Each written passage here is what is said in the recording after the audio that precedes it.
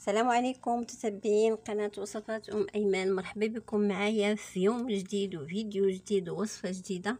كما كتشوفوا معايا هنايا الوصفه ديال اليوم عباره عن غريبه اللي كتجي بنينه بنينه وهشيشه وما تشبعوش منها، وكتحضر في وقت وجيز وبمكونات بسيطه. وهذه انا نقول لكم رابع مره كنحضرها يعني وعجباتني بزاف، ما كتطلبش واحد المجهود وواحد التعب كبير منا. وخصوصا دابا داز العيد، يعني راه سالت لنا الحليوه سالت لنا كلشي نوضوا باش نوجدوا حليوه هكا نستقبلوا بها الضيوف ديال الصيف ديالنا. المهم بالنسبه للمكونات كما قلت لكم مكونات بسيطه، بقاو معايا باش تشوفوا المكونات وطريقه التحضير، وصدقوني غادي تعجبكم وغادي تبقاو ديروها كل مره. بالنسبه للمكونات نبدا معكم مباشره. هنايا خديت نص ربع ديال المارغرين. المهم اللي بغيتو للدا ولا اي ديال ولا اي نوع ديال المارغرين اللي بغيتو، خدينا نص ربعه هنايا، يعني ربعه قسمتها على جوج. درتها انا ديروها في القصريه ولا الاناء اللي غتخدموا فيه. انا هنايا خديت ايديال، خديت غير النص، ضفت معاها واحد نص معلقه ديال الملحه. هاد الملحه هادي كتعطي واحد البن لهاد الحلوه، كتجي ما بين الحلاوه والملوحه، واحد المذاق كيجي فيها زوين يعني ورائع. هنايا خديت تاني ساشي ديال الفاني، واللي عنده ديال العبار ولا الروح يستعملو. هنايا نص كاس ديال سنيده، حيت غادي نديروها بسكر كلاصي، يعني مخصهاش تكون حلوه بزاف. نص كاس ديال السنيده، ومن الاحسن نديرو السنيده حيت كتجي في هاد الغريبه دي واحد القرمشه يعني زوينه. صافي كنخلطو برؤوس الاصابع هاد الزبده ديالنا وهاد السنيده حتى كتجانس لينا بالطريقه العاديه، غير برؤوس الاصابع. هنا كنبقاو نخلطو شويه بشويه حتى كندخلو ديك السنيده في مارغرين. صافي غير باطراف الاصابع ولا رؤوس الاصابع. من بعد غادي نضيفو باقي المكونات. كما قلت لكم راه دغيا كتحضر وما فيهاش ما فيهاش صعوبه. اللي بغى يدير كميه كبيره يعني يدوب المقادير، يعوض نص ربعه ديال الزبده غيدير ربعه وغيدوب المقادير، يعني ما فيها حتى شي مشكل.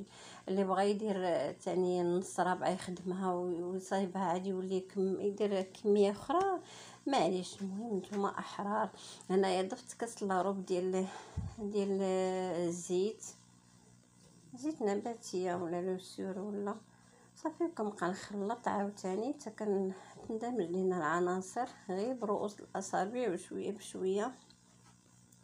وهنا بطبيعه الحال راه الزبده دابا مع الحراره راها دايبه شويه، يعني واخده الحراره ديال المطبخ ماشي قاصحه بحال ايامات البرد، راه كتساعدنا هكا في الخدمه. هاو غادي نضيف تاني هنايا نص كاس ديال كاوكاو محمر ومقشر نص ونص بقشورو. الا بغيتو تطحنوه يعني تلينوه معليش، بغيتو تخليوه مفرفش معليش، واللي بغيتو لكم الاختيار.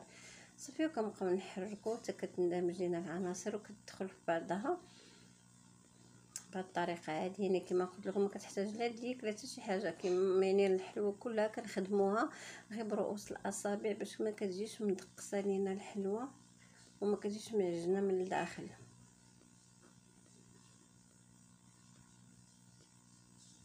كنستمر هكا، ومن بعد عاد غادي نضيف هنايا الطحين. غادي نبقى نعبر قدامكم باش تشوفوا، حيت هنايا ديما القاعده الاساسيه ان الطحين على حسب في الحلوه ولا في الكيكه على حسب النوعيه ديالو، كاين اللي كيتشرب كاين اللي ما كيتشربش. هنا غادي نعبر كاس ديال العنبه، ديما العبار بكاس العنبه، الكاس المغربي المعروف في العبارات ديال الحلوه والكيكه. يعني غنعمر كاس ديال الفرص الرطب. هنايا راه الفرص ديال الحلوه، وهانتوما تشوفوا شحال غندخل.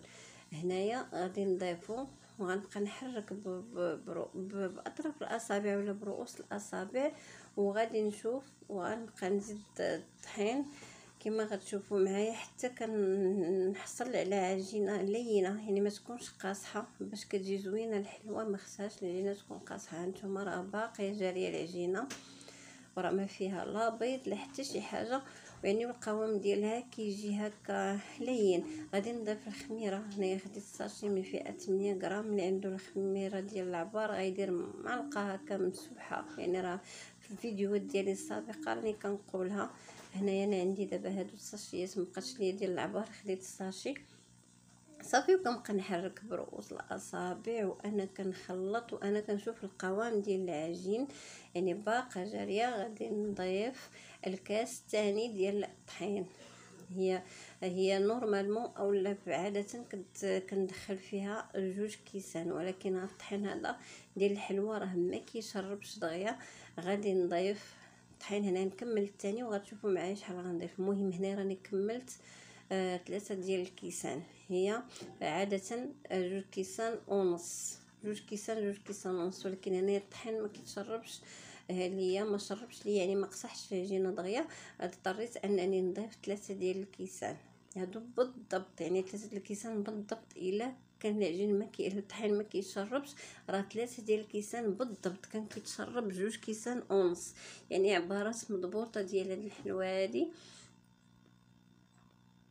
انا كنت للامانه انا كنت خديتها من عند واحد يوتيوبرز وجربتها وعجباتني، وقلت لكم دابا راه هذه المره الرابعه وانا كنجربها وعجبت حتى مولين الدار عجباتهم وسهله. صافي هنا غادي نكمل نص كاس يعني 2 كيسان ونص، ورغم ذلك غادي يكون الطحين العجين باقي عندي هكا مرخوف. غادي نضطر انني نكمل الكاس الثالث. هانتوما نص كاس، واخا قلت لكم غادي تبقى العجينه هكا رطبه بزاف وغادي ملي غنكورها راه غتسيح ليا. اضطريت انني نكمل الكاس الثالث يعني 3 د الكيسان العنبه ديال الفورس،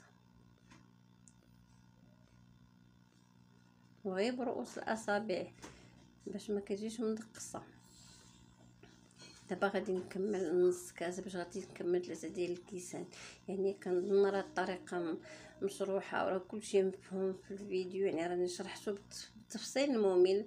غير تبعوا هاد المراحل هادي وغادي تصدق معكم ان شاء الله. وصدقوني والله الا روعه، وانا ما كنعطيكم الا الحاجه المجربه مني مرارا وتكرارا، وما كنطلب منكم غير رحمه الوالدين.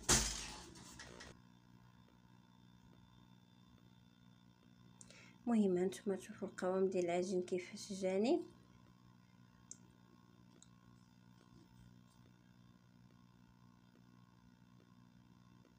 هذا هو القوام ديال العجين. هانتوما ملي كملت 3 ديال الكيسان هذا هو القوام ديال العجين، يعني العجينه بقات رطبه ما قاصحاش وغادي تساعدنا هكا باش نكوروها. هنايا غادي ندوز باش نشكل غريبه. خديت هنايا داك كاوكاو البلدي الاحمر ما مقليش باش غنزين، وخديت السكر كلاصي هنايا الخاص بالحلويات هذا باش كيجينا لاصق على الحلوى وما يعني كيبقى لاصق على الحلوى. اللي ما عندوش ياخذ غير سكر كلاصي العادي، ولكن يزيد معاه واحد المعلقه ديال مايزينا باش كيشد لينا في الغريبه ديالنا، سواء هذه او الغريبه المعلكه ولا اي غريبه كتمرمد. المهم غادي ندوز هنا باش نشكل كويرات ما كبار وما صغار، المهم متوسطين حيت غادي تشقق لينا وغادي يزيد الحجم ديالها يكبر. غادي نبقى نكور هكا كويرات وندير ديك سكر كلاصي نديرو هكا فشي اناء غارق باش يصلح لينا، حيت باش غنحركوا الاناء هو باش تلصق لينا يلصق لينا سكر كلاصي على الغريبه. صافي وغادي نبقى نشكل كويرات متوسطين الحجم، ما كبار ما صغار. اللي بغى يصغرهم ولكن هما هكا كيكونوا متوسطين كيجيو عاطين في العين وحتى المنظر ديالهم كيجي زوين.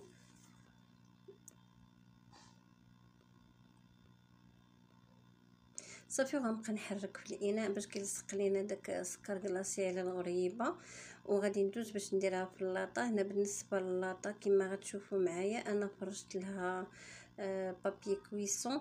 اللي ما عندوش راه يدهن غير اللاطه بالزيت راه ما كتلصقش. غير هي خصكم من تخرجوا من الفران تخليوها حتى تبرد، يعني حتى تبرد تماما باش ما تفرتش في الهزان هكا. صافي غنبقى نستف اللاطه ديالنا اما بهاد الطريقه هادي يعني غير كويرات ونحط، واما بالطريقه اللي غنوريكم من بعد الا بغيتو يعني ما بغيتوهاش تجي هكا مكوره يعني تجي شي شويه مبسطحه كما كنقولوا، غادي تحاولوا تضغطوا عليها. المهم انا هنا في الاول درتها غير كويرات ما بسطتهمش بزاف. صافي حتى كتكملوا الكميه اللي عندكم كما غتشوفوا معايا. انا هنايا باش نوريكم درت كندير لهم هكا كندير ديك الحبه ديال الكاوكاو في وجه ديال الغريبه كندكو هكا بصبعنا. الا بغيتوها تجي هكا مكوره يعني شويه مكركبه غريبه غديروا غير هاد الطريقه بلا ما تبسطوا الحبات ديال الغريبه ديالكم بغيتو تبسطوها انا غنوريكم كيفاش. انا وريتكم بجوج ديال الطرق، حيت الا كاين اللي كيبغي تجي غريبه غير هكا مكركبه مكوره ما مسطحه ما مسطحه ما والو. انا لا، انا كتعجبني شويه تجي غريبه مسطحه، حيت ها انتم من بعد ما كورتها انا دزت باش بسطتها شويه بالكف ديال يدي صافي حتى كنكمل.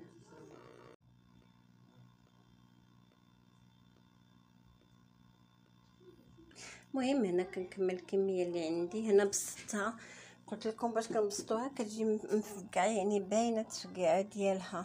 الطريقه الاولى اللي هي كنكورو نحطو كتجي شي شويه مقمقمه غريبه صافي. وكنكمل كندير حبات ديال الكاوكاو، اللي بغى يدير اللوز يديرو، ولكن الكاوكاو كيبقى هو الرخيص.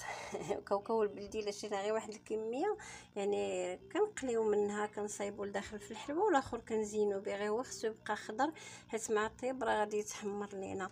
صافي من كملت الكويرات اللي عندي والعجين اللي عندي غندخلها في الفران. يكون هانتوما فران بارد، دخلتها كنت مجهده ليه غير شي شويه غادي تبقى تفقع. هانتوما غادي نقص البوطه صافي ونخليها تحمر على خاطرها بهذه الطريقه هذه. راه هانتوما وهذا هو الشكل النهائي ديالها. كنتمنى فيديو اليوم يعني ينال الاعجاب ديالكم، وما تنساونيش من اللايك ومن البارطاج ومن التعاليق الزوينه ديالكم، ودعموا القناه باش ان شاء الله يكون مزيد من العطاء. وشكرا والى اللقاء في فيديو مقبل ان شاء الله.